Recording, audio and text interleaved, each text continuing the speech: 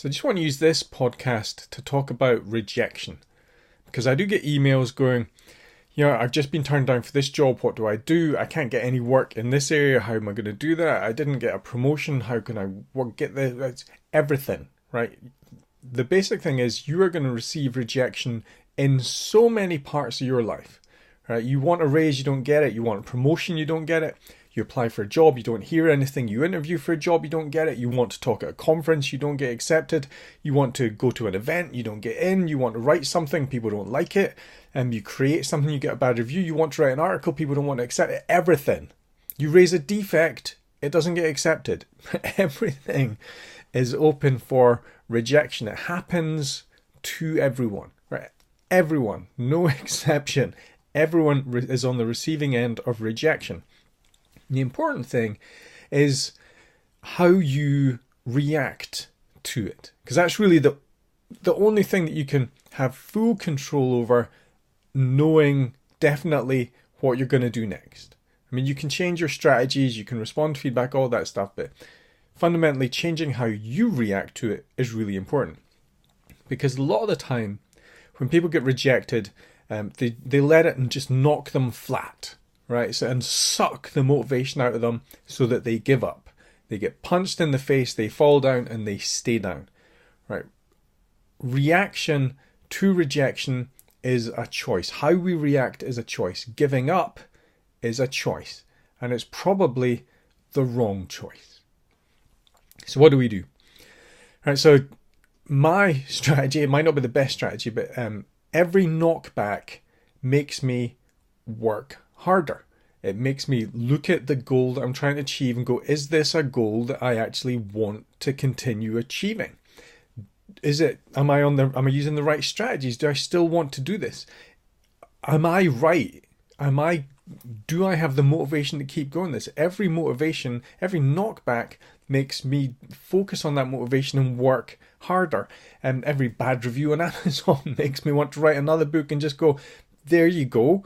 Every lost sales pitch makes me want to improve my sales process and learn how to pitch better, understand what it is I'm trying to pitch better. Every failed job interview makes me evaluate, is this the right company? Am I in the right area? Every rejection from publishers and conferences makes me reevaluate, is this really important? And if it is, I keep pushing. Now, I don't know if that's healthy, because I keep having to work harder and harder, because everyone gets rejection. We get rejection all the time. But I do know what is not healthy. And what is not healthy is taking the pushback and someone else's criticism to heart and letting that define you. That is not healthy. That's a mental disaster waiting to happen, right? Because no one can punish you better than your own brain. Right, your brain just cycles things round and round and round. I mean, it waits till you're going to sleep, then pounces on you and go, you did that wrong. This is not how you do things. Right, and it'll keep making up new stuff. Like new reasons why this didn't happen. New reasons what's going to happen next. What happens next time you do it? It's going to be even worse. Right, all that stuff comes in, and the more you allow it to keep going round, the easier it is to pop up. Right, sometimes like rejections just make me more committed to seeing things through. In the film Cool Hand Luke, right, there's a 4.5 minute fight scene where Paul Newman just is continually punched in the face and he's continually knocked down and he doesn't have a chance. And there's no way he's going to win this. He just keeps getting back up again and punched and knocked down. And it's a good motivational segment, but it's not necessarily the right strategy. Right? In the end, it worked. Everyone else left him alone, but there's probably times when changing your strategy is a good idea. If you keep getting the same reaction, that's fine. It reaffirms your path, but sometimes you have to change your strategy. But his was, if you've got an end goal in mind and you want to see that through, it doesn't matter how many times you're going to get punched in the face, you're going to see it through. You're going to keep getting up. I mean, that happened to me when I was trying to get my book published. The first book, Selenium Simplified. I put that out to publishers. They didn't think there was a market. There were no other books on Selenium. They didn't think it was going to sell. Testers don't buy books. You just keep getting punches in the face. But if you decide this is important to get out there, you see it through. So it makes you work harder. You might introspectively go, do I need a better sales pitch for this book? Am I targeting the right publishers? But if you keep going, eventually you might get to the point, well, I'm going to publish anyway. I'm going to do this myself. So we need to have a resilience in terms of how we handle rejection. So one way to do this is finding evidence that you've succeeded in the past. Because it's easy to generalize rejection and go, I'm a complete failure, I can't do this, I can't do anything, So find evidence that you have succeeded in the past, so that when your brain goes, here's some ways you failed, you can play in the good ones again, and you've got some counteracting. Another thing is to use indexing. So the article isn't bad, but that particular person on that particular day didn't find value in that particular article. It's no reflection on the article, it's reflection on that person. You index it to a particular person at a particular point in time, or a particular sales pitch at a particular point in time. You don't generalize it into everything, you index it to a particular point. What we want to do is you can create opportunities for more positive reinforcement feedback. If you go to a meetup or conference, you might find someone who says your stuff's really good, and then you can replay that back when someone else tells you your stuff's rubbish. Right? I mean, if you ask for feedback in an article and you get comments, you might get something positive. You might get emails coming through. You have to open yourself, create opportunities for other types of feedback as well. And sometimes you get more than trolls commenting on your articles. But if you go live and you put things in public, you're going to get trolls. You're going to get people hating it. And they're going to be more vocal than the people who liked it. Because people who liked it are going to accept it and walk off. And trolls are going to leave comments. You might get lucky that someone who likes it comes after the trolls and leaves a positive comment. But you're just going to have to put up with this stuff because that's how it works. What I also recommend you do is you have to know what purpose you are aiming for. Right? People say, why are you doing this? You have to know fundamentally what your why is, but you have to know what you want to achieve. What is the end goal that is bigger than the thing that you're putting out there? What difference do you hope to make by putting something out there? That is what you hang on to. That is what keeps you going. And when you get a knockback, you go back to that. And that needs to be strong enough to help you push forward into the future. Right? You can build up your confidence and belief and your practice so that you see that your skill sets do work, that you have the skill sets, that you can do this, so that you are more confident in your abilities, so that next time when you go out and pitch it, you're better and stronger, more skilled and more resilient and more flexible in how you approach things. Getting knocked down just gives you the chance to get back up again. That's really what we're doing here. You have to believe so much in what you're trying to achieve that it doesn't matter how much you get knocked down, you keep pushing it through. Now, this comes from a lot of different places, but what we're also talking about here is a sales process. Right? We're engaged in sales processes all the time, and sales processes pretty much are the better you are in sales, the better you can handle rejection. Right, you're in sales process when you're trying to pitch a book, you're trying to sell to a conference, you're trying to get a raise, you're trying to advocate for a defect, whatever it is. You can summarize sales as get the right offer in front of the right person at the right time. So that's already an indexed approach to failure. You go and you sell something to someone, they don't buy, it might not be the right offer. Might not be the right person. Maybe you need to go above their head. Maybe you need to find someone else in the company. Maybe you need to find a different company. It's maybe the wrong time. Maybe you caught them at a bad time. Maybe you approached them in the wrong way. Maybe you need to send them a letter instead of a phone call. Maybe you need to meet them instead of send them a phone call. All of these things. There's variability in there. But that notion in sales for get the right offer in front of the right person at the right time gives someone resilience to do it again. Because rejection is built into that definition of the sales process. And the salespeople don't take it personally because it's either the offer or it's the person or it's the time. So it's the strategy that we're using. But it's that relationship in there, the offer related to the person related to the time. And the offer, part of the offer is the salesperson, their communication, their pitch, their approach. That's part of that offer part. So they can vary it and they can refactor it in, but very often the most successful salesperson is simply the person who is most persistent. That's why you keep getting emails when you sign up for something. The emails are slightly different each time. It's not the same message hammering home. Because the hope is, at some point, it'll be the right message. Or the message will catch you at the right time when you're in the buying mood, when previously the other messages haven't been. So they're related to touch points to make you aware of things, to keep the awareness up. So you might have to change your strategy, but you can't vary it too much. What you have to be careful about is varying it in response to feedback. Because if you get rejection from someone and they give you feedback, they might be polite. They might be not giving you the correct reasons why you're getting rejection. So you're going to get knockback all the time. Very often you don't even get a lot of positive feedback. You put a lot of effort into something and the only feedback you get back is that this is wrong. This bit, this tiny bit, not the whole thing. You don't get feedback on the whole thing. And it's easy to focus on that negative part. It's easy to focus in on the empty space, right? Nature hates a vacuum. As soon as there's a vacuum, nature rushes in, air runs in, water runs in. Anywhere there's a space, something rushes in to fill it. And when you get a negative vacuum in your life and your beliefs, something else, doubts and insecurities are going to flood in there. We have to stop that. So we have to have other things that can push it out. Fill those gaps with your evidence. Fill those gaps with the future that you're trying to achieve. You need to keep that in your head. I worked at an organization once where they put me in charge of quality, which I thought was great. Suddenly I'm the CEO of this company, but I'm not. No, I'm just in charge of all the quality. I'm not in charge of the entire company. And at the same time, they were starting to implement Lean Six Sigma and improve the quality process, and they wanted to start training people in that. So I thought this is great. I don't really want to be head of quality, but the fact that we're doing Lean Six Sigma and Lean Six Sigma is only about quality, then I will get all this training, so that will be good for me in the future. But no, I didn't get the training. I was head of quality and I was supposed to do that without any training because we're going to train other people in this. So that was a knockback, but it gave me a picture of the company and the relationship that I had with the company. That was the feedback there.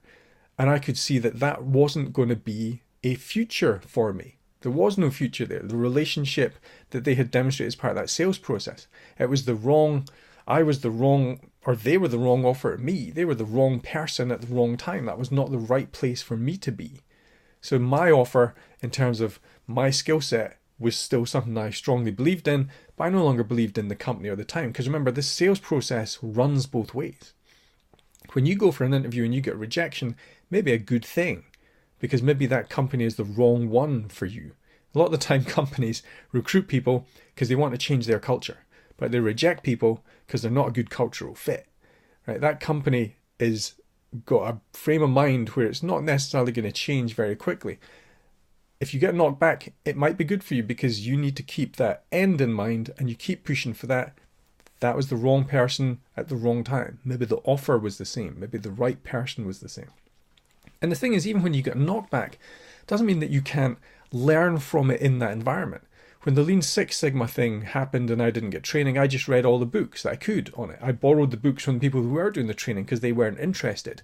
So I was able to work with them and work through the process without having to go through all the pain that they were going through and all the exercises. But I didn't let it steamroll over me as a process because I was learning about it.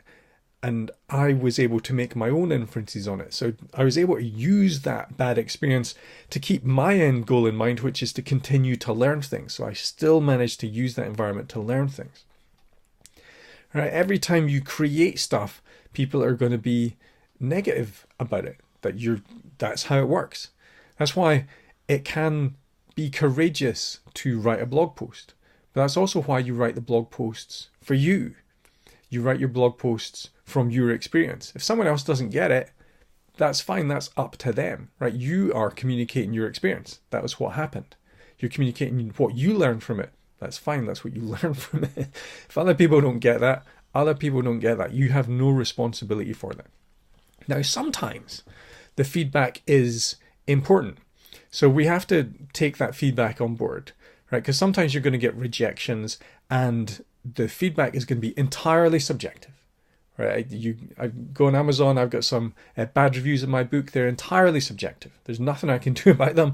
There's nothing even content related that is actual stuff that I can change. So I have to ignore it, right? I mean, that's like this isn't a good culture fit for me. This didn't work for me. Your blog post didn't work for me. I didn't find any value in your talk. Well, it's probably because you already know everything in it, but that person over there did, right? When it's completely subjective, you pretty much have to ignore it. Sometimes you get a rejection with no detail. You sell something, there's a refund. There's no reason why there's a refund. There's no response to your job applications. You ask for a reason and you get like a templated response back. Again, you have to ignore it. There's no value in that feedback. You can't take anything from it. You can read into it if you want. You might choose to change your offer next time, but the feedback itself, you have to ignore. You have to take it as this is a reflection on the person giving me the feedback rather than the offer itself. Doesn't mean you don't sell to them again. You could change your offer. You could target someone else in that organization. You could apply for a job again. You can do all those things because the feedback didn't stop with that. The feedback didn't give you any indication. Therefore, the feedback was also saying you may continue the sales process. That's what the sales lesson is really for. Some rejections you're going to believe are wrong. Right? I got knocked back on my books. Every book that I've asked a publisher to publish, I've got knockbacks on. So I've self-published. Now publishers do ask me to publish through them, but the offer isn't there. The offer is good for them, but it isn't good for me. So it doesn't work. But that's a sales process. I don't rule them out as part of any future publishing relationship. That sales process at that sales point doesn't work. Some publishers just stopped returning my emails. Some of them it's not right for us. It's a sales process. But I self-published because I thought it was an important topic and important to get that message out. So when you believe a rejection is wrong, that means it's time to double down. That means it's time to work harder. That means it might be time to make the sales proposition even better. If you are convinced that your product is the right fit for them and you want to sell better because you know they will benefit from it, then you might want to double down on the sales process. But the thing to bear in mind is if you are creating something, getting a rejection isn't an endpoint. It isn't a knockback. If your conference talk is rejected and you've got something you really want to say, you could record it. You could record it through your webcam like I'm doing now. It doesn't need to be professional. You could record it on your phone. You could stick it on YouTube. You could live stream it on Instagram. You could get your message out there because we have so many avenues now for getting our message out there. If that's what is important, if that's what's important to you, if what's important to you is speaking at a conference, that's a different goal. Then you find another conference to submit it to. Maybe you find another talk. Maybe you submit more talks to that conference. But if you're creating, it doesn't have to stop you. You could blog about your idea. You could take your conference pitch and turn it into a blog. Maybe then that will help you get to the next conference because you can point people at the blog where you've explained it in more detail. If you've got an idea and you need funding, you could fund it via Kickstarter if you can't get investors. If you're going to publish, you can self-publish on Amazon. You can go through iterative publishing on LeanPub. You can create and get your stuff out there because there are now so many opportunities for doing that. Never take no as a, I should not create this. That is the wrong message. The right message is, I will create this anyway because I believe in it. Maybe you won't get the full polished publishing experience, but the Pareto principle holds and adds a lot of weight. You can add a lot of value for that effort that you put in without all the help you're going to get from someone else. Be careful about changing your strategy based on the feedback that you get from someone that has rejected you. Because they might tell you, yeah, you don't have the skills, you don't have the experience. Maybe if you had done this, then we'd take this. Maybe if you had this feature, then we'd buy it. If you then go and work hard to get that experience and work hard to get those skills, they might still reject you. You see so many products that have features in that have been added for a customer, but don't work for any other customer, right? They're doing it for someone else that isn't part of your core purpose and principle is not the right way to push forward. So we have to be really careful about changing our strategy based on feedback, right? Because that change your strategy because of what you believe, not because of the subjective feedback you get. That's the only advice I can really give you.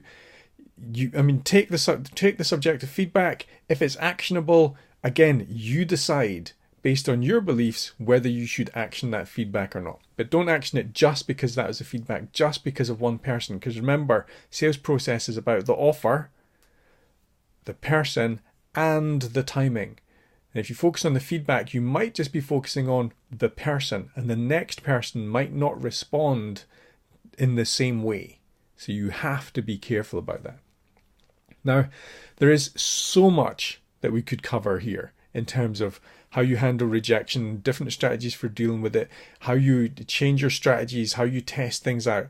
But the most important thing is just to be aware that rejection is a normal part of us trying to make something happen, trying to do the next thing, trying to move on to something else, trying to create something. Rejection is a part of that process, part of the creation process. It's part of the sales process.